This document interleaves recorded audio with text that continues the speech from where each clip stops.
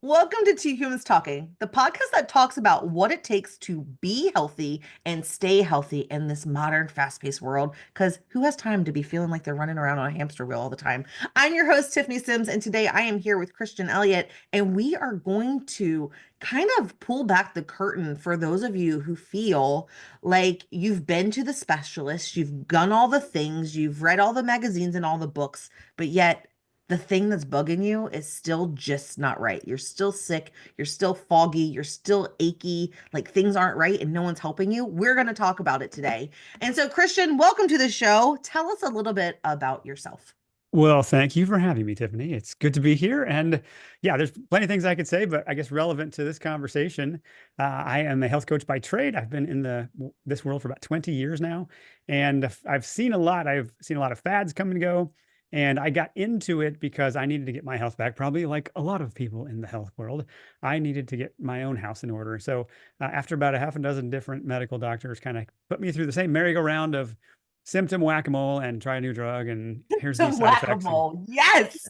yeah, that's all it is. It's and so many of the medical world in particular has a really hard time thinking outside the periodic table. They don't know how to say, oh, this is something other than a chemistry equation. Yes, it is. So I ended up at a chiropractor who turned my life around. He turned my paradigm of health upside down. He helped me explore what I did not know about the medical industrial complex and about the food industrial complex in particular. And once you see those things and how a system is kind of basically set up by monopolists who are interested in making more money and less interested in your health, you start to go, oh, what else do I not know? So that broadened my experience into the world of what you could call the alternative space or the wellness space. And I just became a kid in the candy store. How many other things do I not know about? So the short Wow. version of our story, we got into nutrition first, then we got into fitness. We became personal trainers, me and my wife, and we ended up opening brick and mortar locations. We had four different locations. We had about 10,000 square feet, and we incorporated chiropractors, acupuncturists, massage therapists, nutritionists, personal trainers, group fitness, you name it, the big things in the health, the alternative health world. We had a team, and we could look at people holistically and try to figure out the moving parts of their life. And despite my really great toolkit of holistic practitioners and what I knew, there was still this underlying, wait, what else is going on? And you find out humans are emotional, they're messy, they have feelings and they have motivation fluctuations and they have past And all of issues. that triggers hormone production in your body that does its own weird things. Correct. Yeah. And so that recognition of like it led us. And so for 9 years, we had brick and mortar locations. 2017, we closed that down and we switched to the virtual world and really became a blend of life health coaches. And then it really got into the emotional or even relational puzzle. And so our business, we have two businesses. One's called True Whole Human, which is really, it's, we look at the whole person. We don't separate mental, emotional, physical, spiritual anymore. It's the same puzzle. And then we have another organization, Healing United, focused specifically on detoxification and healing. And so really that's a fast version of 20 years of history and how I got here, but that's a little bit about me. I love that. So, what makes you like as a human, because Mhm. we're on a show called Two Humans Talking, Here what we are. makes your soul sparkle? Like, what lights you up? Like, where are you happiest? What makes you you? Oh man, plenty of things. I say I am burdened with glorious purpose when it comes to my days. I have kids. I'm a father of six, and we homeschool our kids, and so that it fills me with Yeah, no this is what shortage. people want to hear about. Yeah, well, it fills me with no shortage of motivation to make a difference in their lives, and to do that, I have to make a difference in a lot of other people's lives to put food on the table. So, um, in the professional realm, really, what juices me is to see people to summarize it in one sentence, I love to create breakthroughs. I love to take somebody who doesn't have much hope and to take a hairy, complicated problem and figure out, oh, there's a simple path through this. There's so many ways to win at life, and your path is your path. So I get back to the first You principles love of a Rubik's Cube. sort of. I got frustrated by those The as a kid, but Rubik's Cube of life. takes You're too like, long. let me see all the pieces. Let me start helping you ask the right questions Yeah, and test something out, and we'll come back and we'll move another block until we get it all lined up. yeah, that's a good way to. That's a good metaphor, and I don't shy away from it. I've learned to surgically ask the right questions to get to the heart of the matter much faster than I used to, or much faster than most coaches, and it helps me. I can get somebody in tears typically in the first 10, 15 minutes, not because I'm trying to, but because I asked them the question that no one asked. And Therein is the inflection point opportunity. It's the option to choose a different way. It's to look and frame your life and your health and your relationships and your goals through a lens that's like, that's actually me. And if I genuinely believed that was possible, I'd find a way to run through walls to make it happen. And my job is to obliterate obstacles largely through questions. And so Yeah. I like to think of myself in many ways as a professional question asker. And you have more answers. I just have to find the right question. I really want to pause on that. So for our bestie that's listening right now, I want to kind of decode that a little bit.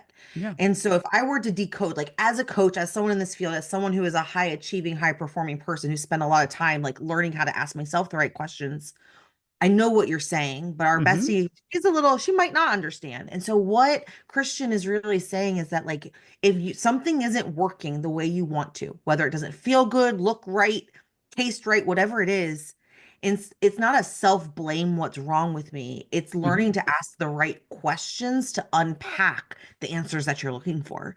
And sometimes like we ask these questions and then we don't like the answer. Hmm.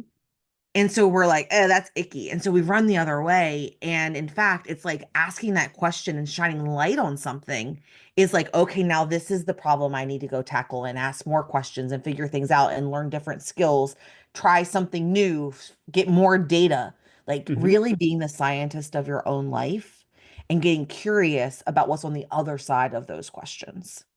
For sure. Yeah. I think So, two of the biggest virtues somebody can cultivate are curiosity and humility. And if they are both present on the regular, you're fascinated by what you don't know, and you're humble enough to admit you don't know something. And if there's an uncomfortable question that maybe points out a blind spot or doesn't put you in the best light, humility says, okay, well, I can own that and I could do something different with it. And so, whether it's in the relational realm, whether it's in the meta narrative, how you're framing the existence of being human, whether it is in your health habits or any number of arenas, there are good questions that lead to the heart of the matter. And really, our job is just to find them. So, happy to kind of pick a lane and go into any examples if you want. But yeah, some ways it's that simple. And I like the idea that at any moment you're a question or two away from a breakthrough in your thinking. yeah.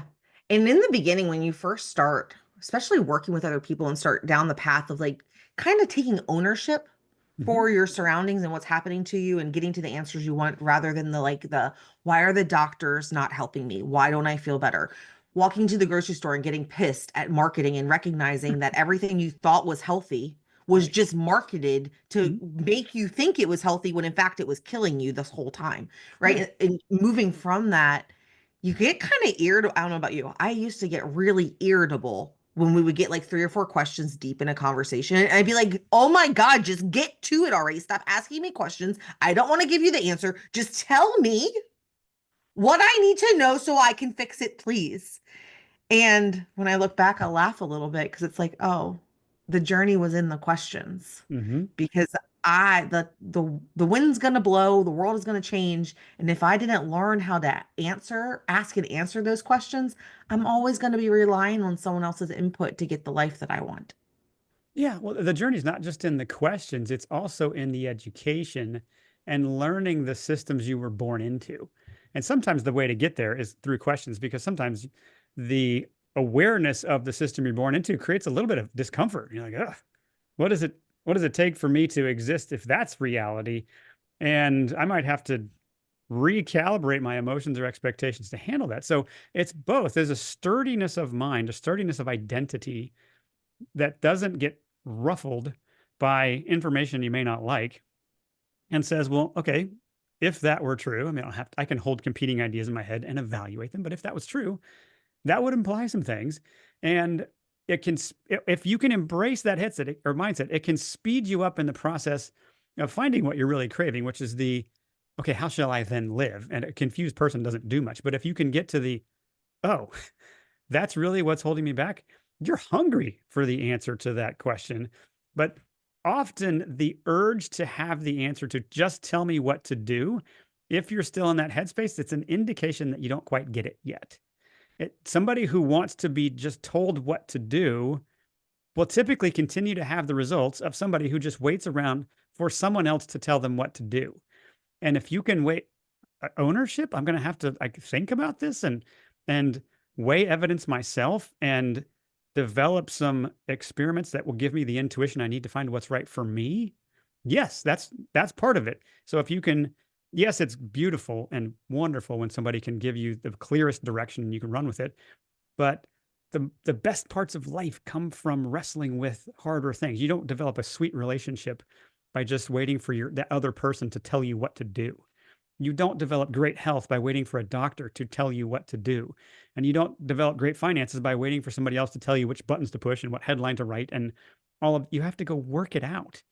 And once it clicks that, oh, I need to educate myself, put myself around other people who are going places I want to go, and learn from guides who have been doing this and solving this problem for a long time, that's your path to the life you want. So take that for I what you will. love that. No, like that's fantastic. And some of the things that popped up in my head as you were sharing, as I was going, yes, yes, yes, yes, yes, was like those the conditioning as we grow up, like as we're growing and learning how to interact in the world, and the lack of not because our parents were wrong, but because no one taught our parents that either. Hmm. We like they grew up in a time where like the answer was outside of them.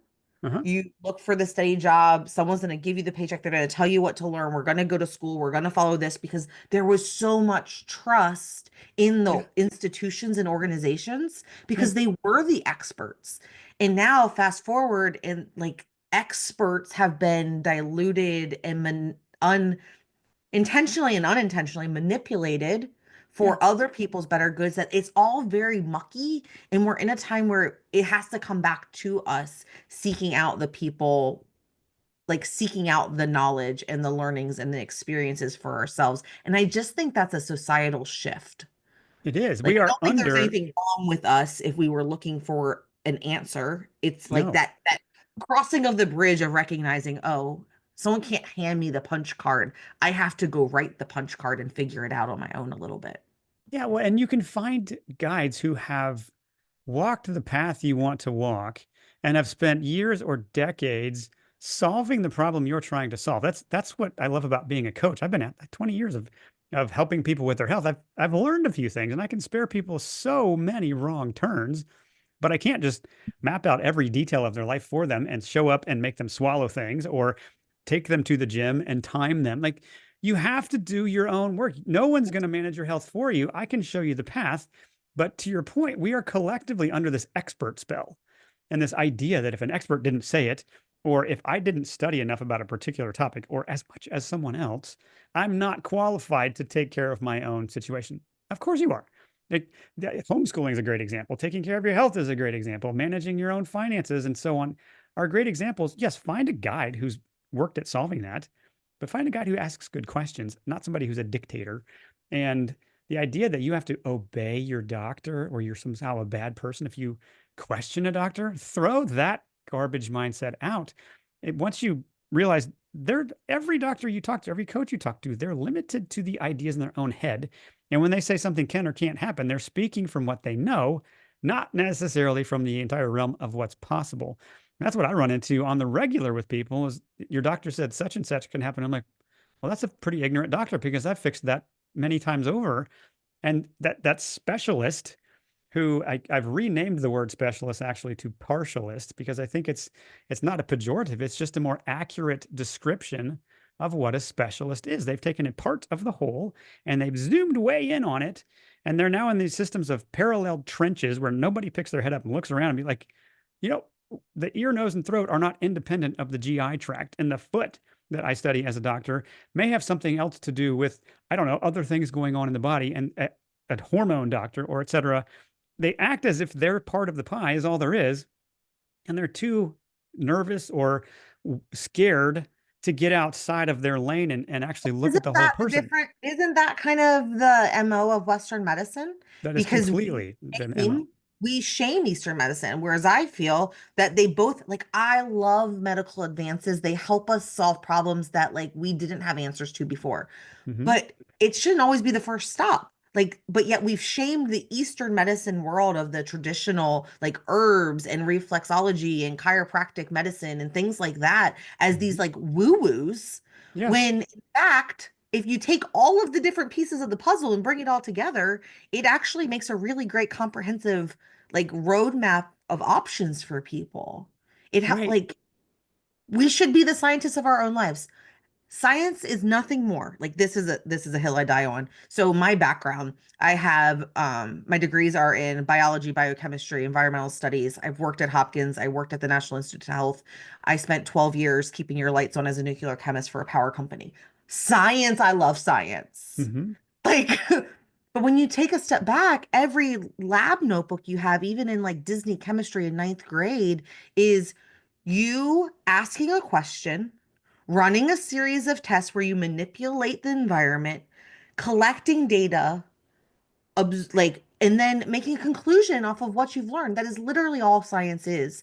So we think we give science this like gold star and like this goddess complex, when in reality, all it is doing is trying to make sense of the things that are happening around us, not actually making them happen. So, like, learning to be the scientist in your own body, of your own life, is the key to your future. And like, why are Yeah. we living in silos? Well, because I can speak to that on a few different levels. There's philosophical and there's economic. There's the philosophical level. We've ridden the coattails of the Enlightenment, where reducing everything to the smallest variable and fracturing scientific disciplines into so many specialties that nobody sees the whole anymore. And that, to your point, the worship at the altar of science as if it's some objective God that fell from heaven. And if we just throw enough money at whatever we call science, it will somehow unearth all the answers. And we forget that it's done by imperfect people with limited powers of observations, limited to the thoughts of experiments they can think to run, and the wisdom to interpret what the heck they're looking at. And never mind that most science is reductionist and can't study synergy in any way, or symbiosis. It has no ability to capture interrelated factors when it's fragmented and reductionist. And that works great in mechanical engineering, perhaps, but it stinks when it comes to biology. You can't capture the breadth of all the things going on in a biological system on a lab test or with a chemical model of health. Biophysics is a much bigger category. It's chemistry, yes, but it's electricity and motion and magnetism and temperature and so many other factors that are relevant. You apply magnetism, electricity, heat, and motion to something, it changes the chemistry. But a chemist can't think like that. They don't know how to think, oh, the biological systems do other things. And when we can zoom out and recognize there's such an infinitely complex math or calculus that the body is doing every millisecond, how in the world would we think we can account for that? And so, what's the only thing that could possibly handle that level of complexity? Oh, it's the human body. It's the sensations and language that it speaks to us through Literally symptoms. designed to be optimized. Correct. It knows how to And optimize we itself. override it with our logical thoughts. Yeah, there's a hubris that says, "Oh, we need to intervene and force the body to behave this way because we are smarter than the body and it's making mistakes and we should fight its battles for it." That's just arrogant. I like to come from the model like the body knows what to do. If I can just purify it and nourish it, I can get out of the way and Right. it'll heal And itself rapidly. and that like that that aha, where the veil is lifted, when you recognize where you thought you were eating a certain way and that Hmm. you were taking care of your body and you were being healthy and you were feeding it and you were fueling it and you were doing what you were supposed to give it its building blocks to do its Hmm. job, and recognizing that in that process you were actually ingesting disruptors that Hmm. prevented your body from Yes. doing what it was designed to do, is a like complete reality Yeah. like disturbance. It's like, wait, I not what I don't know what real is anymore. Like, so I'm really curious, from in your work and in your perspective, can you talk a little bit about toxicity and detoxing and like what that really means to the everyday human, in a way that she can kind of digest it for herself without needing a Sure. PhD? Yeah, well, let me see if I can simplify. Let's go to the macro level first. So, if we look at the health statistics of we'll stay with the United States, from about mid 1930s to today, it used to be about 7.5% of people had one chronic condition. Today, 60% of the population has at least one chronic health condition. That's a whopper of an increase in a few decades. Or obesity in the 1970s was a very rare problem, about 11%. Now, 42% of people are obese, which is a disease unto itself, and about three-quarters of our population is overweight. That had to come from somewhere. And the most logical explanation for that are the 80,000 plus synthetic chemicals we have made in the last 100 plus years, coupled with the way that has disrupted or unbalanced the microbes that live in us and on us. And so, between the chemical toxicity and between the microbial imbalance that we live with, parasites being a big one, which YouTube may not like us to talk about, but is a real problem. So we can say worms instead. But that problem is so significant and it is very much dismissed. And what you're going to find in the medical, and I hate to say it, largely the alternative world, is not let's go fix the upstream problem of why your body's breaking down. You may have a parasite infection that's tinkering with your mood, that is making your skin issues weird, that's giving you brain fog, that can give you any number of symptoms that you think are just coming from something else. And if you have a toxic body, which all of us have hundreds or thousands of toxins in us, you can't avoid it. If you have a toxic body and you're working really hard to nourish it, but essentially you're putting clean food in a dirty sink and inside of an interstitial fluid that is mucked up, you've skipped part of the healing process. You haven't cleaned the water first, and you're just trying to medicate the fish in the tank rather than cleaning the tank, if that makes sense. So to simplify health and detoxification, first is getting our head around what really is the problem and how significant is it. You could take it to the bank, like I said, that you have hundreds or thousands of synthetic chemicals, of heavy metals, plastics, et cetera, in your body. And it has unknown synergies that disrupt every physiological process you could talk about. If you have mercury fillings in your teeth, you have heavy metal poisoning. There's so many industries that have this problem. If you breathe air outside, you're getting heavy metals because jet fuel has heavy metals in it. So once you kind of get your head around that, and then you realize, oh, and I might have a parasite problem. My wife is one of the healthiest people you'll meet. And she kind of, did the parasite cleanse with me just to do it because she's being a good wife and supporting me. 5 days So in, supportive. yeah, she's got a 10-inch roundworm that she realized, oh my gosh, that was in me. That might explain some other symptoms. She's one of the healthiest people you'll meet. And yet that was a problem for her. So that, if you can frame that, maybe what's going on. And to your point, if I was a good student, I followed the diet and I did the workouts and I changed a few things at the house. Yes, but did you purify the body first?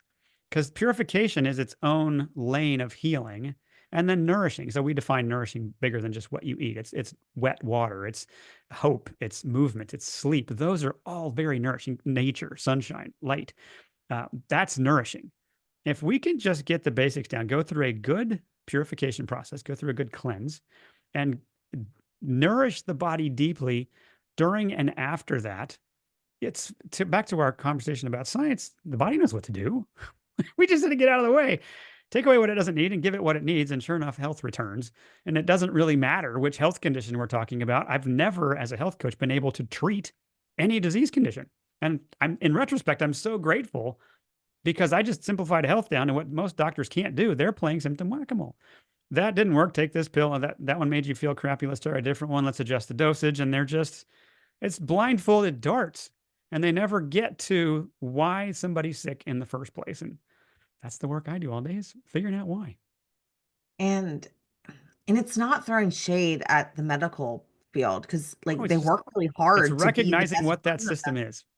it. And a lot of the medical professionals that I talk to now, like they feel betrayed because Mhm. they didn't know to ask about, like, and now that they think about it, they're like, well, duh, I should start with food. I should start with these questions. But that's not how they were trained. And Right. it's not how they were cultivated and raised in that Mhm. field. And so some of them are feeling really blindsided right now and betrayed because it's like, Yeah. I did this not just because I thought doctors made a lot of money, but I did Mhm. this because I had this innate desire to help people in Yeah. their life and to Yeah. help them solve their problems and to live a healthy, vibrant life. And to find out that, like, my first reaction, my first thoughts should have been the fifth box on the list is heartbreaking, It actually. is. No, I've got a podcast and I've interviewed a lot of doctors and pharmacists and coaches. And so many of the doctors, like one of them in particular, he's 40 years in the medical system and retired now and has his own Substack. But he wrote an article, I wasted my entire career, which was a painful thing to write because he recognized I was just part of pill dispensing. I was part of a system that wasn't going after the root causes. I was just kind of medicating people. And the medical world, to your point, does have some upside. There's nothing in the world better for trauma and emergency care. If I tear my ACL or get hit by a bus, I want to go see a medical doctor soon. I need someone to reset a leg. Like, I Right. want a doctor. I want a Right. trained doctor, right? Yes. Like, Yeah. And there are some situations where they shine, but they're anything chronic and degenerative, they typically are in the way and they're an impediment to healing now.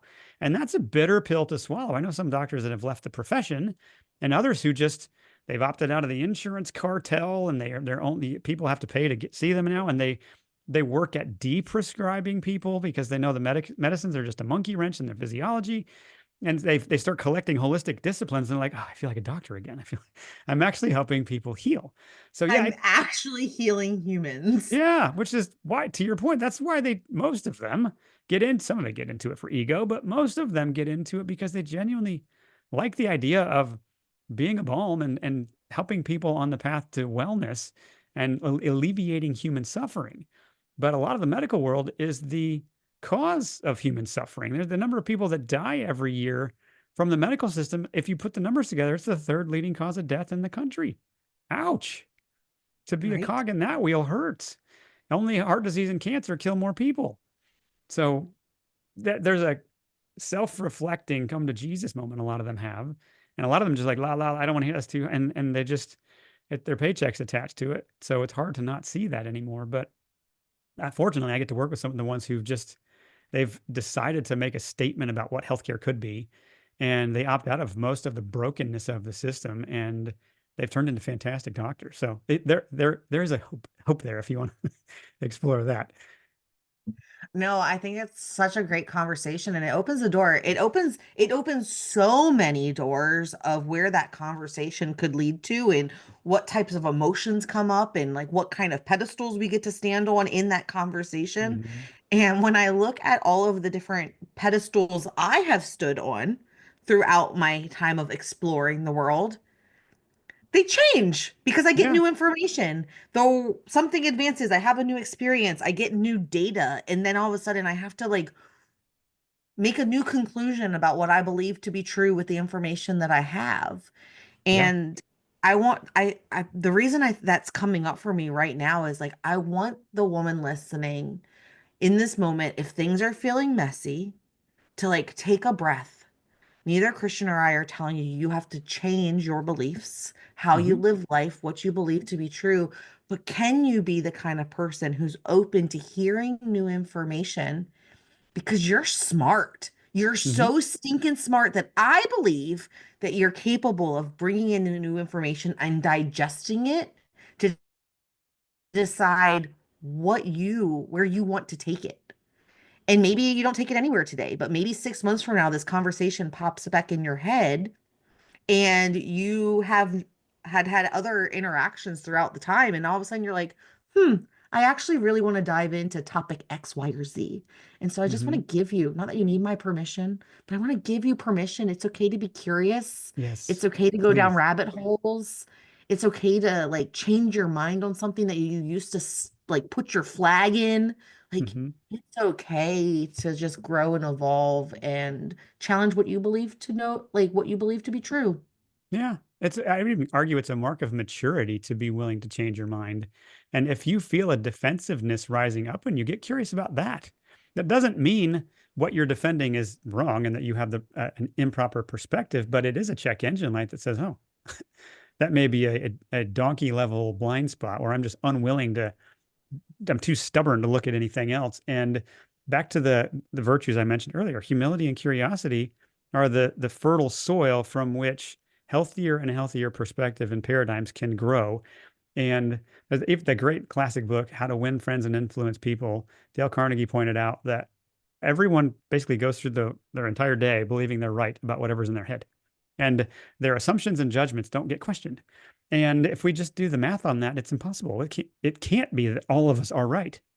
And if that's not true, then there's a probability that some of the things I think aren't accurate either, or I've got a limited perspective on something. And if I shifted 10 degrees to the left or right, I would see it like, oh, that does change. And humility softens you and it looks for what's common in the human experience. It looks for what bonds us or is relatable and helps us put our sword down. It helps us defend ourselves without being defensive or play offense without being offensive.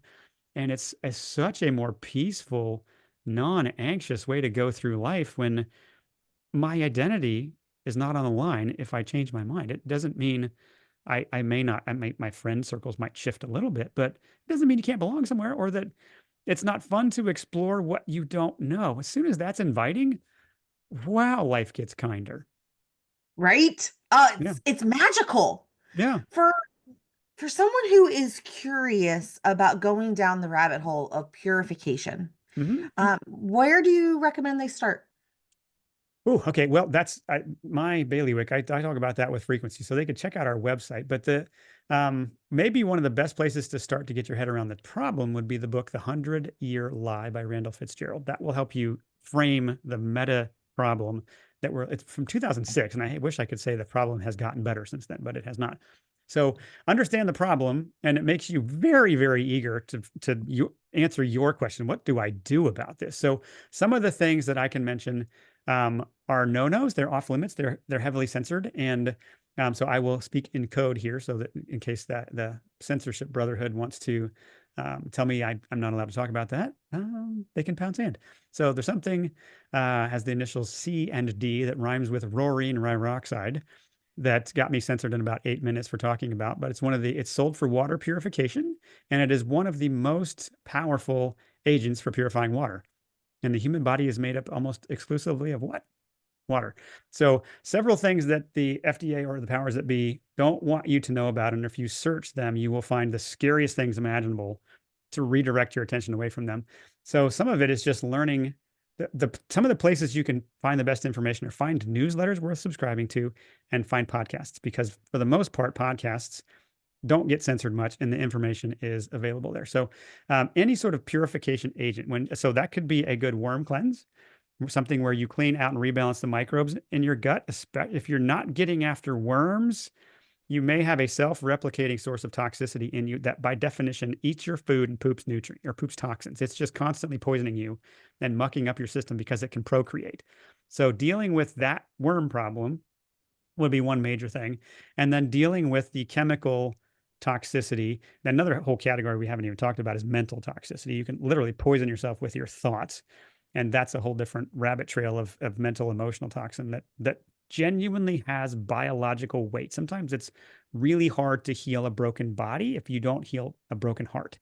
And so getting the mind and emotions to stop poisoning you. And sometimes that means you need a coach, a therapist, a counselor, somebody to talk to about the glitches of life and the things that happened to you, not necessarily the things that you did to mess up your own life. And so that realm of purifying your microbes, your chemical burden, and your mental emotional toxins, that's the holistic look at why we get so bogged down, why our biological systems have so much burden. So there are other things like OSR, or I can actually now talk about DMSO, that are fantastic purifying agents. So if people do not know about those, you can certainly find out. I've done interviews about them on my show, but those are some of the best agents for purification. And the best part is OSR has an asterisk because it's not this, but so many of the things that are the most powerful are dirt cheap. They're not expensive. You just need to know how to use them. Another one you could throw in that list would be structured nano silver. Not expensive, but between Roaring Rhyroxide and DMSO and nano silver and OSR, you can purify the body of almost anything. Between a couple of those, you could almost get rid of the need for almost every pharmaceutical product on the market. No joke. And they're that powerful at cleaning the body out, but you have to know how to do it. And if you go search on it on a traditional search engine, what you're going to get is be afraid, be afraid. It's terrible. You're risking your life and you're going to go to jail, or they'll just do everything they can to scare you away from that. And just know that if you're searching on the mainstream search engine, similar to mainstream media, you are getting the information that monopolists want you to see. And so you have to get outside that. So find the newsletters, find the sources, find the podcasts, the doctors who actually think holistically, and you'll find the information. But that's in some ways about the best I can say without having your show taken down. No, I love it. So, Christian, thank you so much for sharing. How do people connect with you outside of the show? You can find my podcast is called Deconstructing Conventional. So I have a website by that name, deconstructingconventional.com, which the blog and podcast are there. You can also, the work I do for detoxification and healing, we have 3 different group programs we run. One for kind of we call the health optimizer, somebody who's just, they're starting to feel their age, but they're high capacity people. The middle tier is for weary warrior, somebody who's got a lot going on, life's in a hard season. They're not necessarily diseased, but life's hard. And then there's the wounded warrior. Those 3 different, the wounded warrior's got the disease and the multiple medications and a long way to go. But those are the 3 different reasons people typically come to us. You can find information about all of that at our website, healingunited.today, not .com, but .today. And just get to know what we do and see if that's something that fits. And anybody can request a free 45-minute consultation to talk about their situation. Thank you so much for being here today. Do you have a final, like a motto or a final message you want to leave with our listeners before we sign off?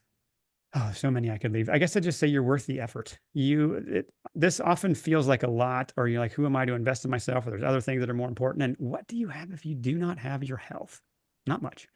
And so you're going to spend a lot of money on your life or on your health during your lifetime. So invest it, don't spend it. Invest it wisely, which means if you're invested, you're going to show up and do the work. So that would be my encouragement to anybody who's thinking about bettering their health. You're going to have to invest in it. You're going to have to take ownership for it, but you are worth the effort. So good. Thanks for being here today. With that, that's Two Humans Talking. I'll see you next time. Bye. Thanks for watching. I hope you found this episode as inspiring and actionable as I did. If you're ready to stop just surviving and start living a life where your health, your relationships, and your career work together without the burnout, then it's time that you join the Modern Women's Society. Inside, I'll walk you through my life GPS system, a proven blueprint to help you have it all while thriving. You'll gain tools, coaching, and the kind of clarity that brings big dreams to life without the stress, overwhelm, guilt, and shame that the modern woman is used to. We're going to create a life where you feel energized and excited to wake up every day and fulfilled when you put your head on the pillow. Click the link below to learn more and join countless other women who are redefining success on their terms. Because the life you've dreamed about is closer than you think. I'll see you on the inside.